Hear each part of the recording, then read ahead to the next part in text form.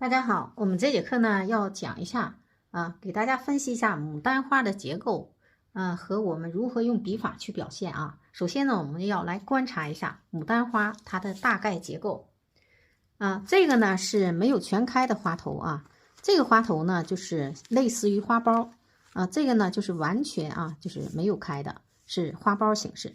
花苞的时候呢，我们看到这底下是花蒂部分这个呢就是它的这个小嫩枝小嫩枝上面长的这个花苞叶子这个花蒂呢，我们看一下是不是有点像飘带是吧？这个感觉它是比较尖比较细，然后它底下还有花托这个是花托，里面这层是花托这个是花蒂当它这个长到这个程度的时候它这个花托呢也跟着长大，也会逐渐长大一些从侧面看我们能看着花托，那么从正面看呢，我们的花托呢就看不到那么多了从正面看，你看这花托呢甚至露不出来或者是能露出来一点。如果从侧面看呢，可能是有局部能露出来这是当它呢没有完全开的时候。如果完全开了，那么我们看一下在侧面呢在侧面呢，基本上如果是有向下的花瓣的时候，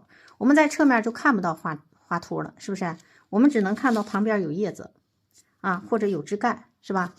甚至呢有的时候被叶子遮挡这个枝干也看不到了，有的时候是会有这种情况，是吧？被叶子遮挡之后，枝干呢也看不清楚那么呢我们再分析一下呢这是这个从立体上去看，从整个这个花的这个结构从侧面去看。那么如果说我们从它的花托部分去看呢，整个的花瓣都是从一个点长出来的。我们看一下整个的花瓣都是从这一个点出发，向四外发散的，是吧？包括呢上面的里边的都是。它在开的时候它是这样的外边先长，然后逐渐的在没有开全的时候，它这里边花瓣还在生长这个时候呢里边的花瓣就比较碎小当它外边都开的基本上差不多的时候，里边的花瓣呢也会逐渐长大一些。这个时候呢花心就露出来了这个呢叫雄蕊，里边呢这部分叫雌蕊，这个部分叫雌蕊这部分叫雄蕊。雄蕊呢是长得比较细上面呢像有点类似于类似于这个小蝌蚪，是吧？长得形状类似于小蝌蚪那么另外呢我们再看一下它这个花瓣，单个的花瓣它是有缺口的，是吧？咱们呢上节课已经给大家讲过了这个我就不说了不多说了另外我们看一下这个花瓣呢，它在开放出来之后，它类似于像个什么勺子，是不是这么侧面看呢，看这个花瓣呢，它有的时候我们在侧面看呢，它是成一个什么侧翻状，对不对这就是一个类似于卷瓣，我们看到的卷瓣就是这样的。一会儿呢我们怎么去表现，我跟大家说一下怎么去表现这个卷瓣。那么正面看这个花头，这个是没有完全开正面看这花头呢，它这个花瓣是往里扣的这个感觉。如果是完全盛开呢，花瓣就是整个都是散开的呈现一个像一个盘子一样像一个圆盘一样花瓣四面发散但是如果是扣起来正面我们看呢是花瓣有往里扣的也有呢是向外翻的，也有向外翻的看花瓣它有多少是绽放开的有多少是扣起来的，这个感觉。我们知道花头的结构呢，我给大家看一些真实的牡丹花的图片这样的话呢我们会更直观的去看到真实牡丹花长得什么样真实的牡丹花这是完全就是正面冲我们的，它这是有一部分是完全张开的，有一部分呢就是卷起来的还有呢就是半侧面的我们看到的是一部分是侧面冲我们的，另外一部分呢有一部分我们还能看到正面的所以它是半侧面的这个是基本上完全侧面的这个呢是没有全开有一部分开其实牡丹花还是很漂亮，千姿百态，是吧？千姿百态你会觉得哎呀这怎么去表现呢？这么多的结构是吧？很复杂，对不对？但是我们是写意我们表示的意思到了，能表现出来透视关系即可，不用把它画的特别具象那倒大可不必别把自己呢陷入一个困局啊，不知道怎么去表现啊。这个呢也是基本上全侧面的看冲向我们的，我们能感觉到它是冲一个点发散长出来的啊，你只需要了解这一点就可以了。这是全开的，正面我们看上去就像一个圆盘一样，整个花瓣呢都是四面向外啊，顺着一个圆周四面扩散，是吧？啊，那么这个呢是我们看不到花心，是因为有一部分花瓣呢是卷的，然后呢我们是从侧面看不到花心，但是我们一般的时候，如果要画的时候，尽量会表现出来花心，因为表现出来花心呢，会让花头显得更加精神啊，能让这个大家呢比较直观的感觉到啊它的结构，所以呢我们尽量还是要把花心给它画出来啊。我们看一下。这么多的颜色花头，我们表现得完吗？是吧？所以说千姿百态啊，牡丹花很有创作的这个它的很有创作的这个扩展空间，所以我们要好好的表现牡丹花它的结构。另外呢，我们看啊，如果是整株的牡丹花放在一起的话，我们是看不到它的花蒂的啊。当它全开的时候看不到，因为是被叶子包围的。牡丹花的叶子长得特别茂盛。啊，叶子的结构呢，我们会后面去讲啊。这节课呢，我们主要讲牡丹花的结构。好，那么我们现在呢，就开始给大家分析它的牡丹花的结构啊。那我们就来说一下啊，这节课呢，我们就主要是讲如何用我们的笔法去表现它的结构啊。我们先说一下正面冲我们的怎么去表现啊。我把镜头呢拉近一点，我们给大家讲了啊，这个三连番的组合，那么它就是一个万能组合啊。三连番可以变成多个花头的组合的局部啊，而且是呢可以把一朵花整个的一朵花啊，任何一个局部都可以用三连番来表现。那我们先说一下这个正面冲我们的怎么去表现啊。正面冲我们的啊，我们可以呢把三连番分成几个部分啊，比方说这是一部分，这是一部分。啊，这是一部分，啊，这是一部分，方向是向四外发散的，这就是一个三连番啊，这也是一个，这也是一个，这是一个，这是一个，剩下的我们只需要给它填空就行了啊。那么这样就把一个正面冲我们的去表现出来了啊。然后呢，我们在下面画花头啊，怎么去表现？我们在下面画花头，然后呢？还有什么侧面冲我们的啊？那侧面冲我们的有一部分是什么向上的啊？那么完全盛开的，这是完全盛开的啊。那我们找一个这是侧面冲我们的完全盛开的，我们可以这面一个三连番啊，上面两部分三连番，然后中间呢，我们也可以给它变成一个小三连番，然后用连接的形式啊，这块是连起来，给它俩连起来，垫笔连起来啊，不一定这么对称。底下还有两个三连番啊，4个方向，中间还有一个，是不是还是5部分呢？还是5个部分，只不过呢，这个是冲上，底下冲下，然后中间呢要垫一些向上的花瓣而已。中间要垫一些向上的花瓣和横向有几个花瓣，这个呢里边要垫一些个碎花瓣，是四外发散的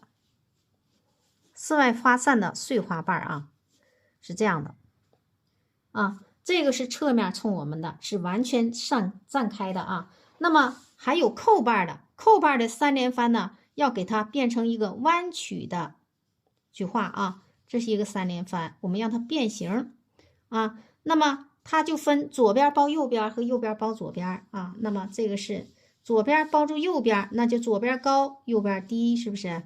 然后这个三连番呢，就让它低一点，让它小一点啊。中间还是用花瓣去垫，跟这里是一样的啊，这里和这里是相同的啊。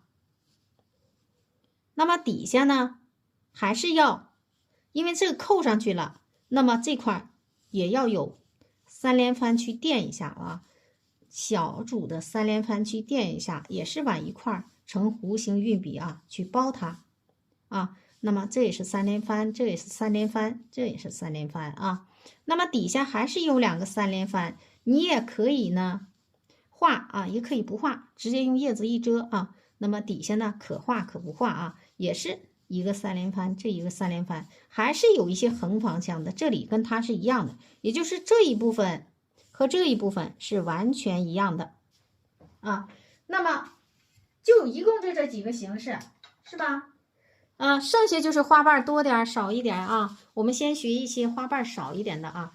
当你这个学会变化之后啊，当你笔法熟练之后，就可以学一些复杂的啊。那么这个呢，我们再学一个左边右边包左边。那么你看，还是这样的，右边包左边，还是这个道理。这也是3连翻，也就是说左边低，右边高了，那么还是外边也要有。再来一边来一组啊，3连翻，然后底下也是向外，这里完全一样啊，这里怎么画，这里就怎么画。好，然后中间也要有横的花瓣，是不是这些个全一个道理啊？那么我们现在就来给大家具体操作一下，怎么去画，怎么去表现啊？我们在这里画一个花头，这里画一个花头，我都画的小一点。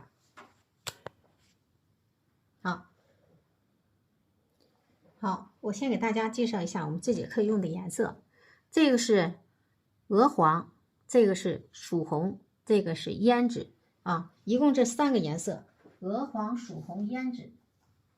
好，我把笔呢先给它浸透啊，来回多搅和几下，然后呢刮到什么程度？我刚挤出来的颜色是比较湿的，所以我们要把水分控制的紧密一点，使劲甩不低啊，有点低，那么再刮一刮，让它里边水分减少啊。好，然后呢，我们把这个笔呢，笔根处啊调鹅黄，大家一定要用这样的盘子才能把笔根调上颜色。好，笔根处呢调上鹅黄，因为这个盘子没有沿儿啊，我们要这样的盘子呢才能调色更给力一些啊，而且这个盘子比较大，笔根调上鹅黄，把这个鹅黄调在哪里呢？你在笔根调的时候也就调到2厘米啊，因为我们这个笔锋呢是6.2厘米的，那么调到2厘米之后呢，它逐渐会往笔肚渗透啊，所以呢你看到的时候这个颜色往笔肚渗透了啊，然后呢再把这个曙红从笔尖呢调在笔肚，我们要逐渐的多揉一下多揉一揉，让它过渡呢自然。大家一定要练出来像我这样速度的去调色，所以呢反复练习才能熟能生巧，不要着急基本功的练习是重中之重我们只有把基本功练好了，你才能把作品画好不能着急，不能着急去画作品，要先练基本功。花头、枝干、叶子都是要反复练习，要熟练为止，然后再去画这个作品。好，作品也要从简单的作品开始画我们再柔和一下让这个鹅黄跟曙红让它俩充分的去过渡。过渡的时候，我们从笔上就能看到，它是一个渐变的不能过渡太急成一个两阶物这面就是红的，这面就是黄的楚河汉界不行不能那么画不能那么调。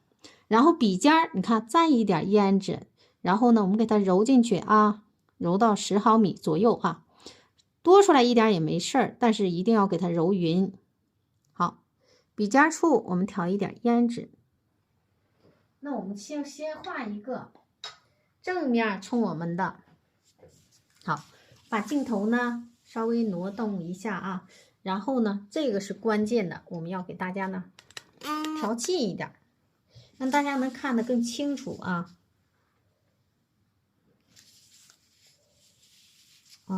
上一点好，这样就行了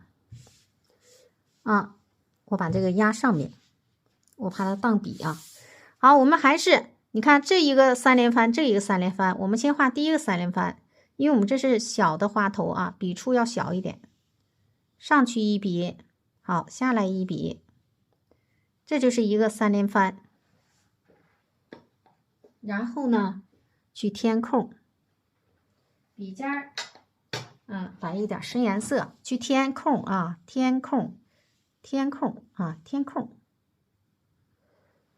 这就是一个3连翻了，是吧？3个不是，如果4个满了，就把它铺满了，那你就画4组几组画满了你就画几组呗，是吧？不用那么死板教条的，我一定得画5组，我示范的是5组但是如果你画4组就满了，你就画4组就行。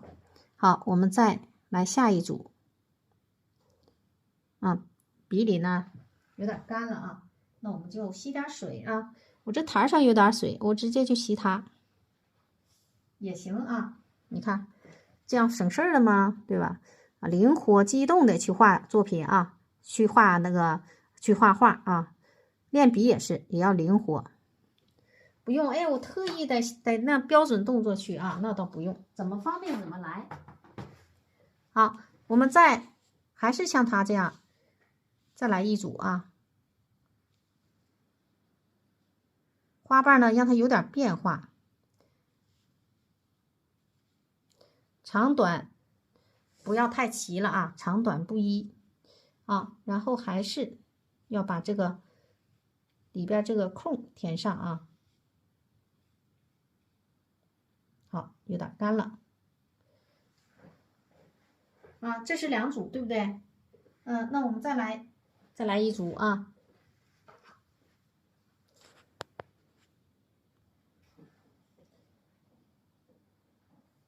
好，我再吸点水，我们再来第3组。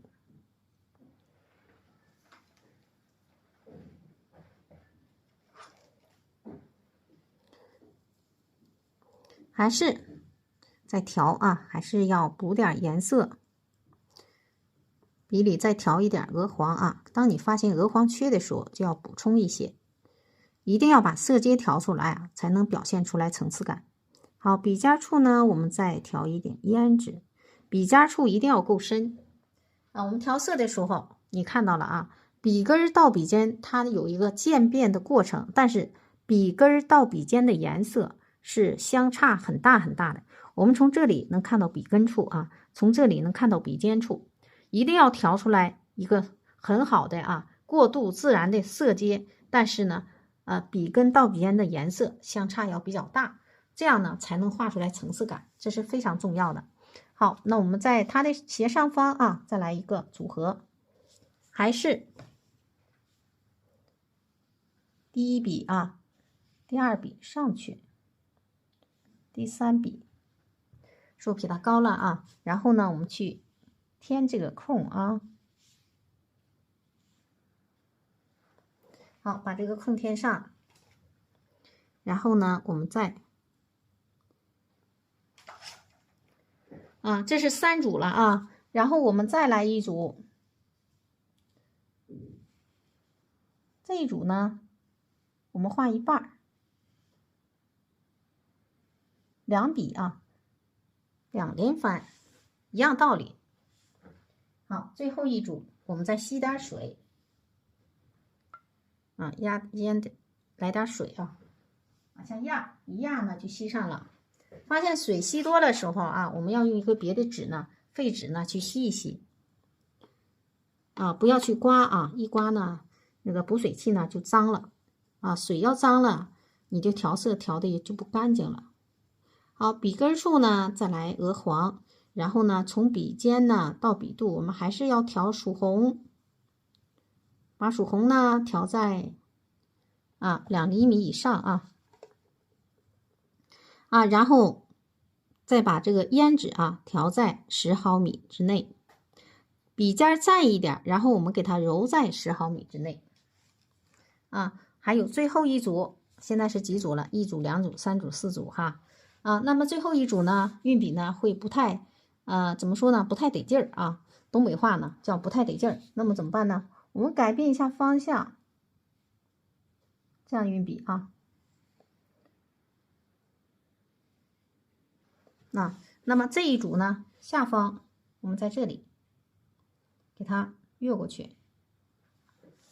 好，它俩有点平齐了，我们稍微的找一下它的形状啊，这里也是把这个大小花瓣穿插这个感觉啊，给它画出来。那么这里是不是出现了一些空啊？填空就行了啊，简单啊，就那么填空就行了。好，我们现在来填这个空。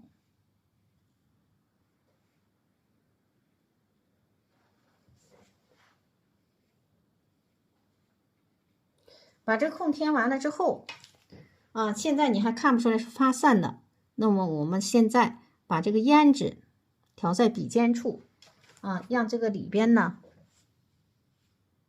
给它变深啊，回几笔。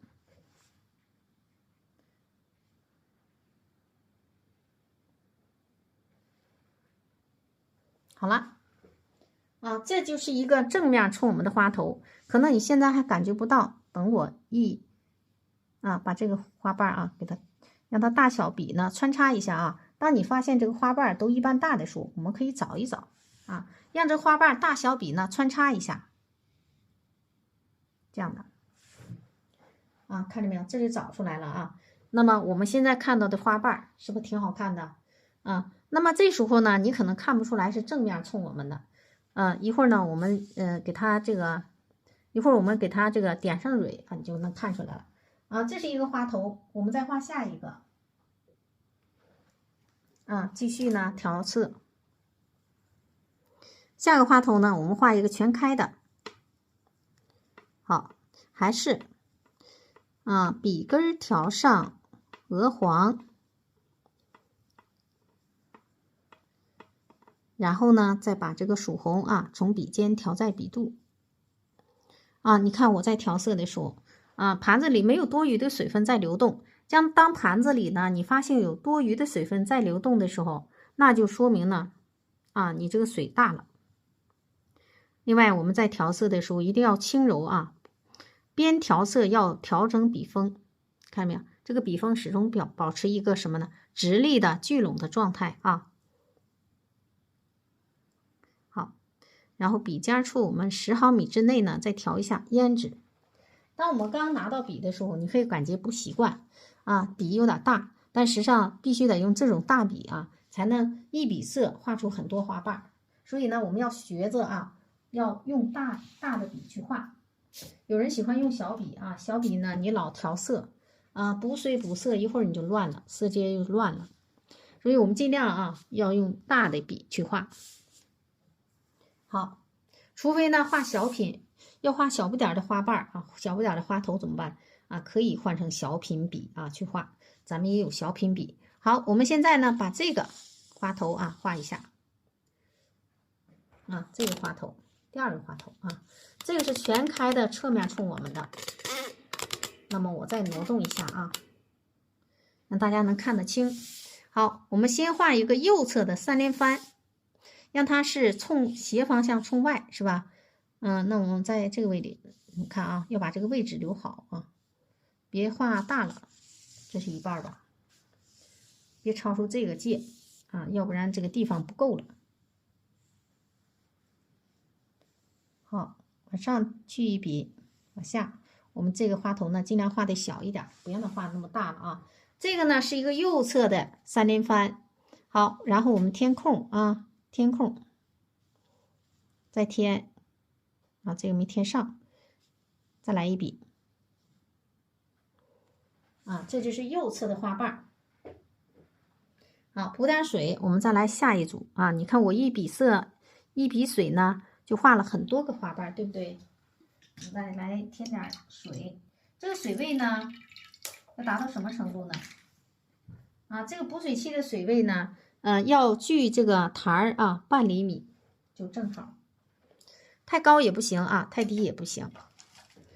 太低呢补水够不着，太高呢容易补的水大了我们现在呢再调颜色好，笔根处还是调鹅黄，然后呢笔尖到笔肚调一下曙红，笔尖的10毫米之内呢，调一下胭脂。好，然后呢，我们现在画左侧的3连翻。左侧的3连翻是斜方向冲外啊，那么也是先来一笔啊，然后往外张，再来一笔啊，然后它旁边啊，这里吧，在这跟它一样啊，斜方向冲外。那么我们在中间啊，要给它俩连上，搭上桥啊。中间你几笔那都没事儿。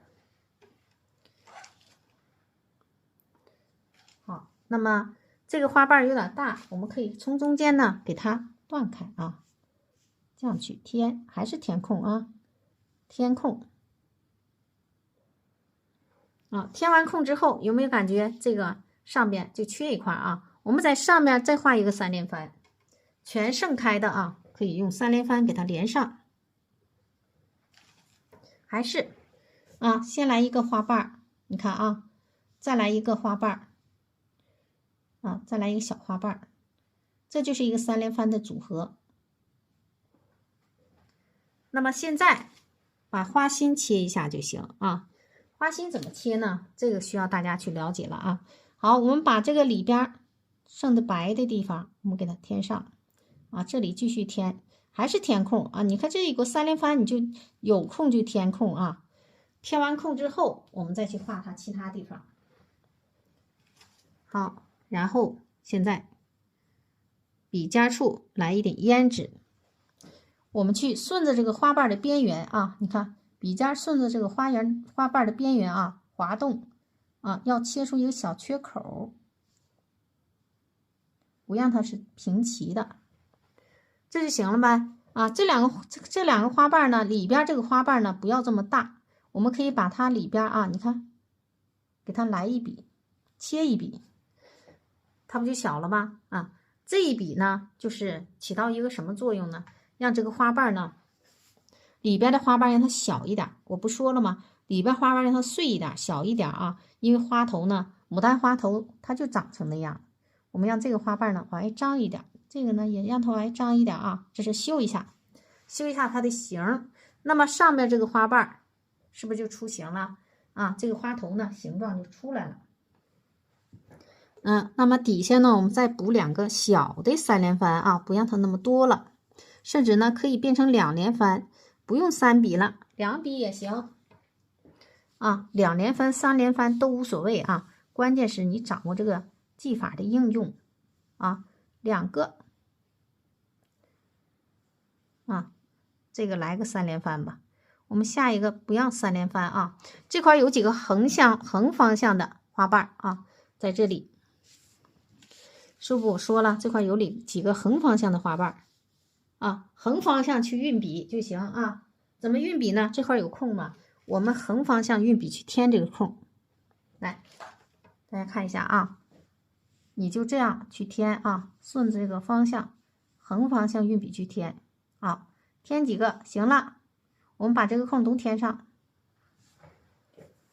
啊！你看这个花头是不是有眉目了？剩下的我们在这个位置再来一个3连翻。好，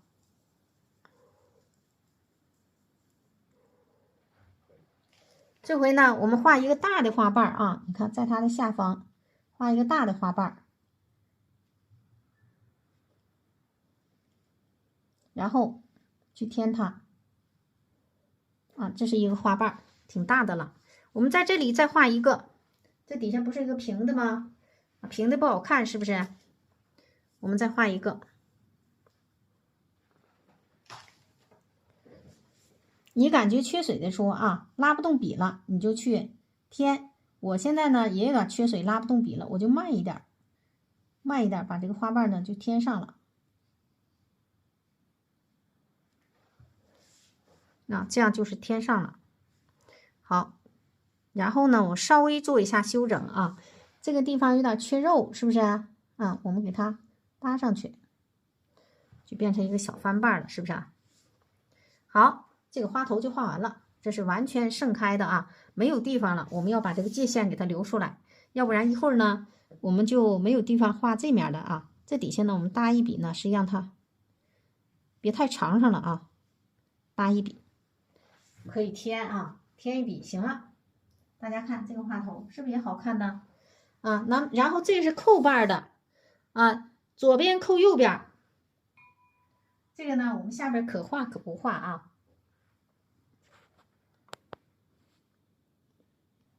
好，那么我们再画第3个，挪动一下纸啊。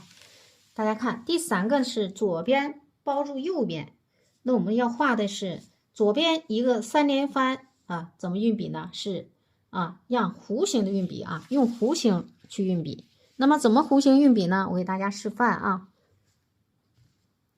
我们在画的时候啊，这个一定要边思考边画，看准了再下笔，不要去盲目落笔啊，然后去修来修去呢，色阶也乱了，然后呢层次也乱了啊，就让你修模糊了。所以我们要注意这个啊，我把这个镜头和这个画面对上。好，还是笔里补点水啊，压下去啊，补点水。当你发现这个水呢一下补多了啊，我这个呢就是一下子补多了，怎么办呢？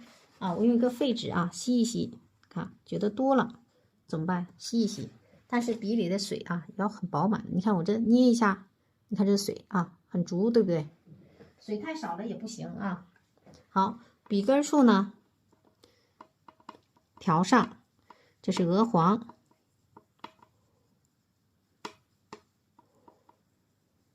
然后属红，从笔尖调在笔肚，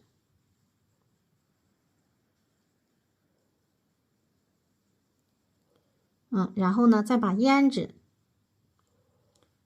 的颜色调在笔尖的10毫米之内。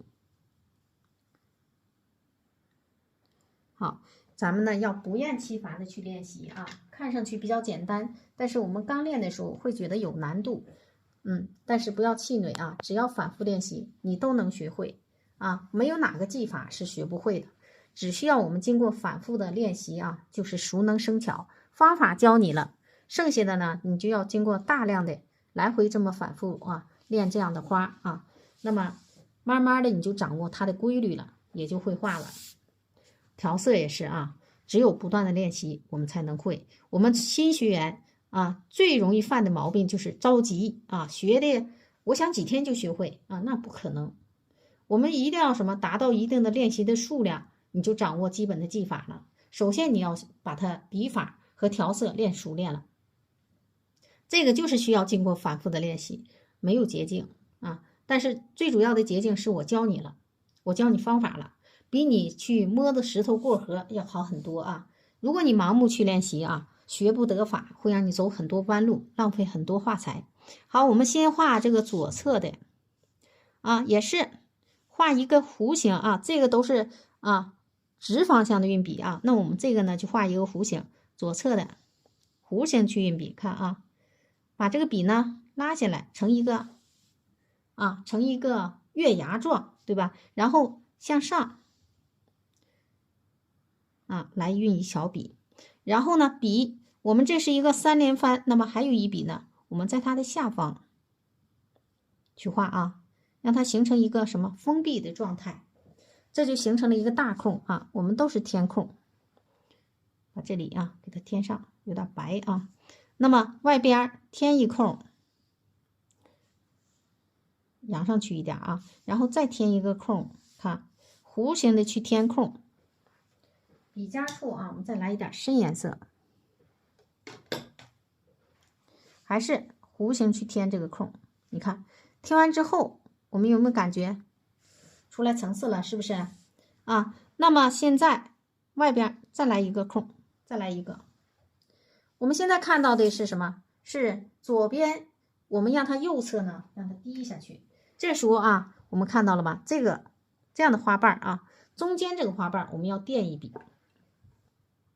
这一笔呢，就不是3连翻结构里的，这是要连接右侧的花瓣所以这个地方我们垫一笔然后再垫一笔，向上弧形运笔，把它垫上去。垫上去之后，是不是这里缺呀？有空必添啊！只要你看到空，你就给它添上就行了。啊，看到空你就添就可以了。那么就成一个封闭的状态，是不是？如果我不告诉你怎么画的啊，不教你方法，你会觉得哎呀，这好难呢，那是怎么画出来的？实际上多简单呢！当我分解了笔法之后，你会觉得啊，原来是这么回事啊，这么简单呢。我早知道这样，我早学会了，是不是？啊，所以说方法大于努力啊。好，笔尖儿淡在这个台上啊，压下去一点啊，我们把水给它补上。然后呢，笔根处还是要调一下鹅黄，然后呢，曙红从笔尖呢调在笔肚。啊，方法大于努力啊，这一点特别重要。我们往往浪费了很多画材，比学费还贵呢，贵很多，但是又浪费了很多时间，学不得法，终究是没有学成，最后呢，可能都有放弃的概念了。当你呢知道一些个方法之后，你会进步很快。好，那我们现在画右侧了，看右侧撇沓低啊。那么右侧撇沓低我们怎么画呢？也是弧形运笔啊，三连翻啊，画一个，再画一个啊，再画一个，是不是右侧撇沓低了啊？那么我们现在把这个空填上啊，填一个，再填一个，再填一个啊，底下空再填横向的花瓣，得让它有啊，横方向这个花瓣啊，我们要给它填上啊。这里边就是横方向运笔啊，横方向运笔，再来两个横方向的。好，我们现在来切一下花心。这个花瓣我们可以给它往上再来一点，让它搭上去，然后把花心切一下，笔尖处调一点胭脂。花心还是像刚才那么切，顺着花瓣的形，在它的1/3处啊，在这个弧形的1/3处啊，往左滑动，往右再滑动。那么这个花瓣挺宽的，我们可以给它切一笔啊，就跟它一样，变成2个花瓣。你看啊，切一笔变成2个花瓣。那么学会这个方法之后，你就能画出来漂亮的花头。好了，我们在切这个花心的时候，一定要注意控水。如果你水分控制不好啊，它就容易阴了，就成了混沌一片了。所以这一步笔啊，控水特别重要。那我们在它的下方画一个这样的组合啊，画一个这种组合啊，一笔，然后伸下去，在它的下方再来一个。好，那么这一笔往外走一下，然后我们去添，你看添完之后花瓣马上就好看了，好看吗？啊，然后呢，我们最后画几笔，好，笔里再补点水，补一点水啊，然后呢，我们再调一点色，我们这个呢就让它少一点啊，好了，少来一点啊。笔根处不太缺颜色，我们就少来一点啊。笔肚到笔尖呢也少补一点，要不补完了太重了啊。补色跟调色是2个概念，调色要饱满，补色呢是缺什么补什么啊，缺到什么程度我们就补到什么程度，就不用调的那么饱满了。好，我们在它的左边来一个2连翻就行了啊，压上去。好，顺着它把这个空填上，这个花头画完了，找一下形，这个形呢可修可不修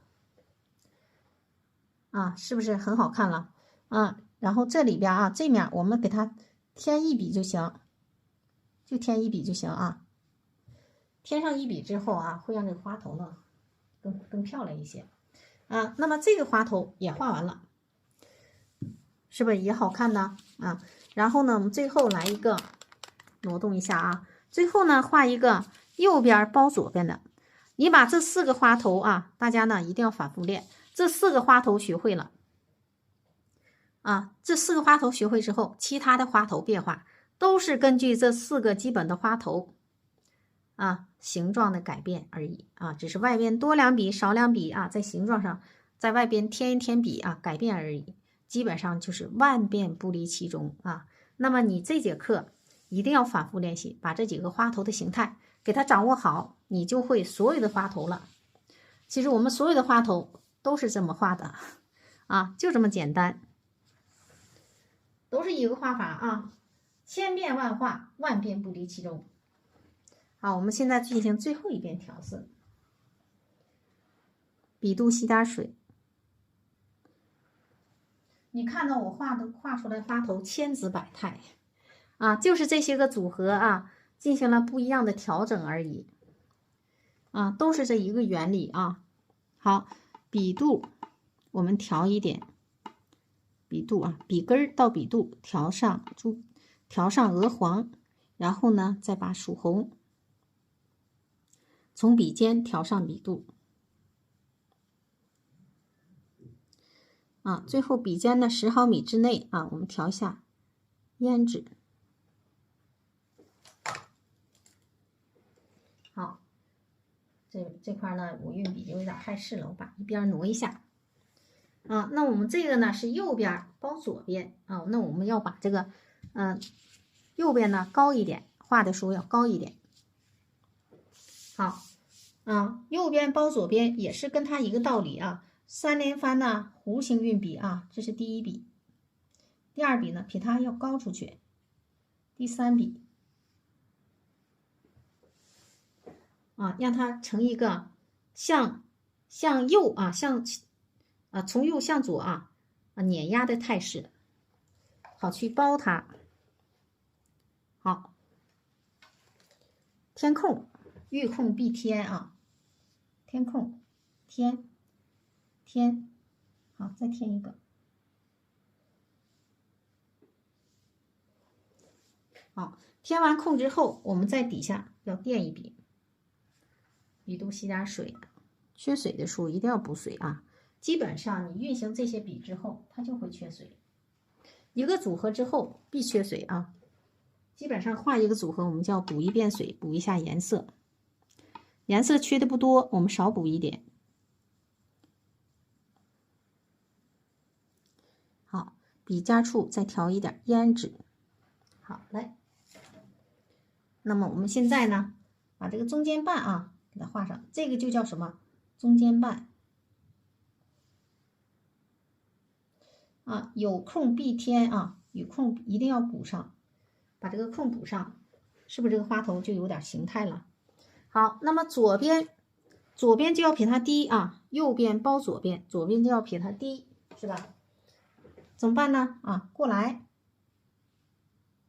一笔啊，然后在它的外边笔尖处来点胭脂，调的不多，再来一点啊，一定要及时补充深颜色。好，在它的外边，你看啊，我们再画一笔，就跟它接上。那么这块是不是留出来一个空啊？先别管啊。好，我们在外边3连翻啊，这3笔就画出来了。你要画的有点姿态，别让它画的都一样啊。有长有短啊，你在运笔的时候要有这个概念，让它有长短结合。好，然后呢，我现在笔里就有点干了啊，我们填空，再填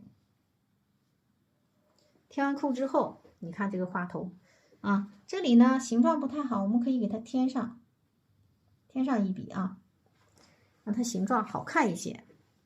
那么这个呢，就是右边包左边啊，也是你看这个花瓣呢有点大，在中间瓣我们不让它那么大啊。那么这个呢，我们可以给它变成2笔，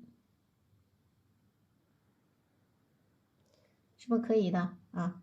这里呢没有切好啊。然后我们现在来切花心啊，笔尖处一定要调点胭脂，再去切啊。顺着它这个形，在它的左面1/3处往右滑动，然后再往左。你看这个有一个小白线啊，有的时候我们照顾不到出一个白线怎么办？哎，更好，你看，你这么一添，是不是出一个层次啊？用笔肚去添一下，出了一个层次啊。另外呢，我们发现这里边这个花瓣是不是有点长啊，有点大呀？啊，你可以呢给它变成2个花瓣，你看啊，不变也行啊，就这一个花瓣上去也可以啊，你愿意变就变，不变也可以。好，这个花头是不是也很漂亮？它们4个形态虽然不一样，运笔全都一样啊。我还是那句话，这就是万变不离其宗嘛。好了啊，那么这个上面的花头啊，花头上面部分啊，我们画完了啊。笔肚吸点水啊，我们直接呢再调色啊。我刚才笔肚吸了一下水啊，跟大家说一下啊。然后笔尖来一点胭脂，补一点颜色啊，这都是补色。好，我们在它的右侧再来一个3连翻，先画一笔，往外伸，再来一笔啊。好，然后下去啊，这块呢运笔呢有点不得劲儿，我们就这么点就行了啊。然后中间呢要有横子的花瓣，是吧？这个咱们都知道了啊，横方向的运笔啊，来几个花瓣。我现在笔里缺水，补水，往下压啊，补一下水，然后呢再补点颜色，水没补上，再来一点。好，我们现在再来点颜色啊，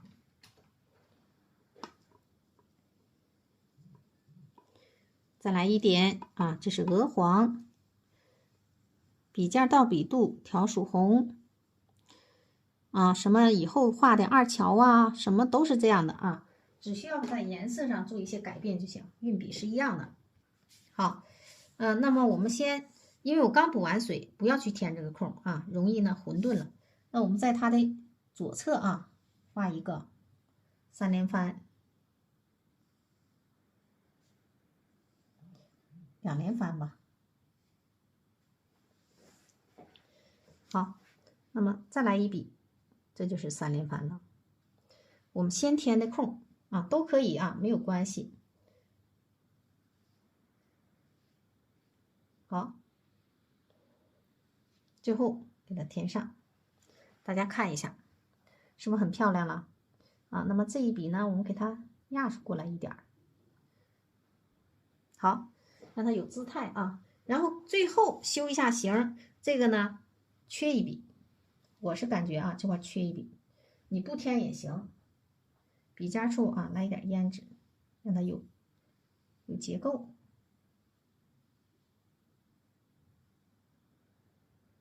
好，这个呢就是右侧包左侧。好，我们把这几个花头呢，我们点上蕊啊。点蕊之前呢，我可以给大家示范一下，我们可以呢把藤黄啊和太白呢多一些啊，基本上是藤黄是2啊，太白是3，来给它挤在瓶子里，提前调好。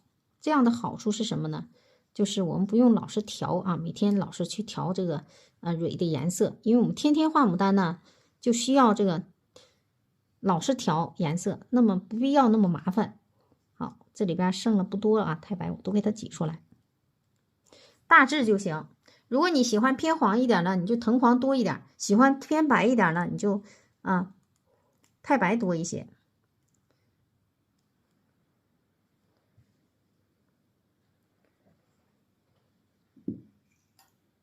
然后呢，给它调和一下。你最好是这个搅拌棍呢长一点，我是用牙签啊，可能只有上边能调到，底下调不到，所以呢，我就藤黄呢挤的少一点，等到底下露出来太白，我再补藤黄就行。好，我们给它调，给它均匀的搅和一下啊，搅拌均匀，行了。我们用完之后呢，就把这个瓶盖呢盖上，这样就不会干啊，不用加水啊，直接这么调就行了。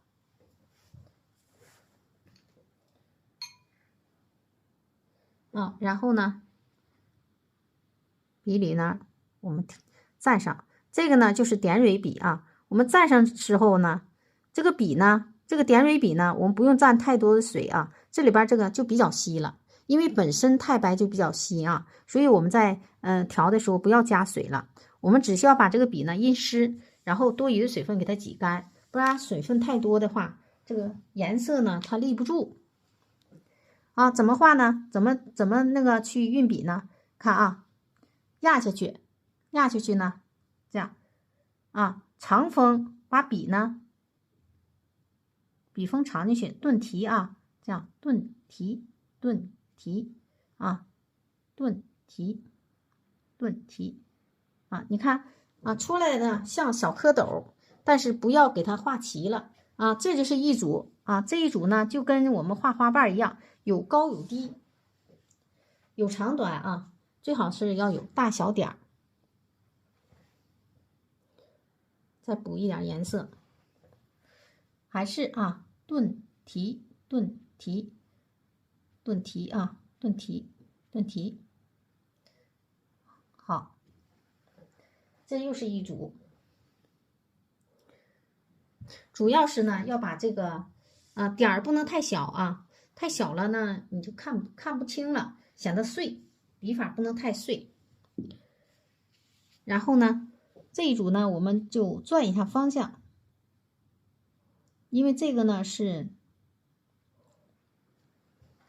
啊，整个花是冲我们的，所以呢，我们要四面去点啊，转方向去点。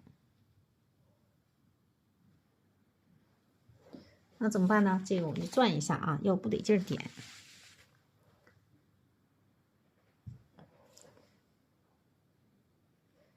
啊。笔呢，笔尖窝进去，你看啊，立起来，然后往前走一下，往前窝一下子，然后再往回拉。你看，往前窝一下，再往回拉，往前窝一下，再往回拉啊，它就会出现这个像蝌蚪一样就行了啊。这个就叫长锋运笔，这个就叫长锋啊。什么叫长锋？这就是长锋。我们画鸟的时候也是用的，画鸟的头部啊，画麻雀的、画燕子的、小鸡的头部都是用的长锋运笔。这个是长锋。好，我们这个点的呢，这就叫雄蕊啊。雌蕊的是点在雄蕊中间啊。我们都是后点雌蕊，先点雄蕊。好，我们再点第二个。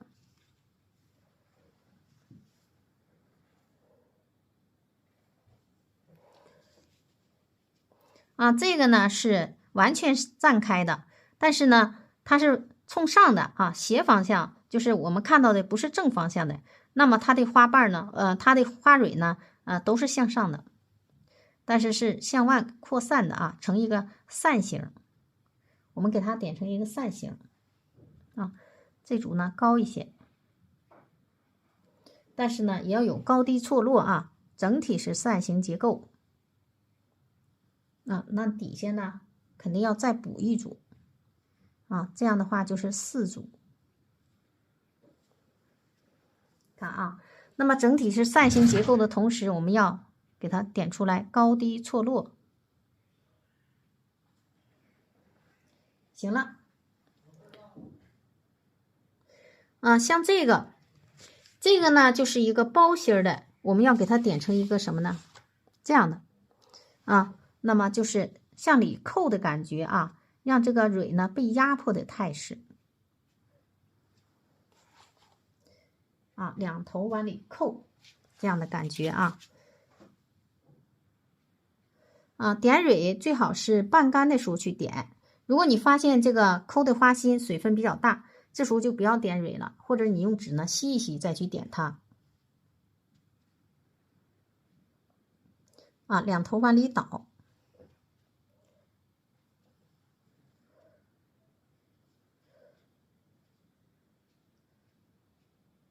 也是往里扣啊，行了，让里边给它补两笔就可以了啊。这个也是，因为这个呢是右边高啊，我们把右边呢高一点点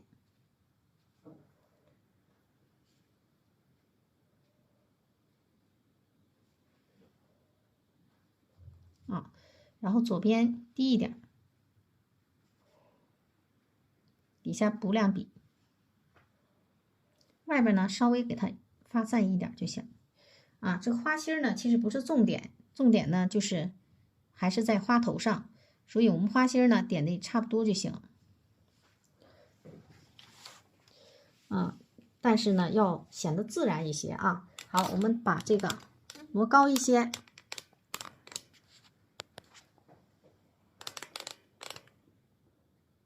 距离拉远一点啊，这样。然后呢，咱们点一下雌蕊，让大家看全一点啊。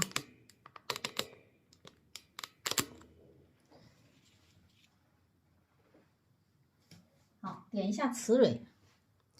我直接用这个笔点啊，这个笔点的时候，我们用这个别的纸呢，把这个多余的这个颜色呢，先给它擦掉。然后呢，这是头绿啊，我们直接呢上这管里边去蘸头绿就行啊。那么雌蕊就好点了啊，怎么点呢？看，往下压，点几个点就可以了啊，往下压，点在中间的部分。点在你点蕊的中间的部分，点上蕊之后，我们看这个花就精神了。好，这4朵花呢就画完了，这就代表了这个花的4个形态。基本上啊，我概括这4个形态，就是所有的变化当中，万变不离其宗啊！你把这4个形态先学会了啊，就 OK 啊，没有多大的问题了。好，这节课呢，我们就上到这里。